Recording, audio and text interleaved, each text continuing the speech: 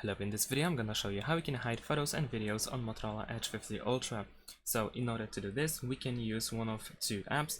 The first app that we can use is Photos by Google, and then we can, for instance, choose a photo that you want to hide, or video of course. Tap on these three dots, and then over here we need to find the option to move to locked folder, which I have over here. If you press it, then you will need to set up the locked folder if you didn't do that yet. So if you set it up, I'm gonna actually use pin for this one.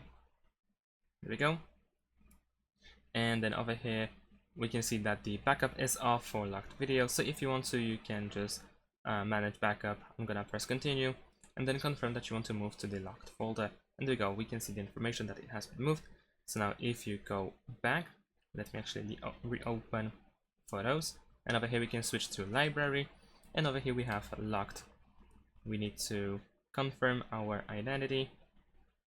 And there we go, we have our backed, oh wait, we have the backup, so we don't want to backup now. And here we have our photo. And if you want to remove it from the locked folder, then you have the move option, and then confirm that you want to do that. Now there is one more thing that you can do, or the other app that you can use actually, and it is the Files by Google. Files by Google has this save folder over here, so you can press it in order to set it up. And in this case you can also choose a completely different lock, so you can use a pin or pattern, sorry. And let's say I'm gonna choose pin, so we can set up a different pin that we have, for instance, for the screen lock. We can press next, confirm our pin code, and there we go. Now we have our save folder, so we can go back. Let's open any photo that we want to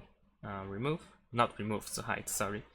And then we can go to the top right corner and choose move to save folder, confirm the pin code for the secure folder, press next, and the photo has been moved to the save folder. So now if you go to the save folder, then you should be able to find your photo over here.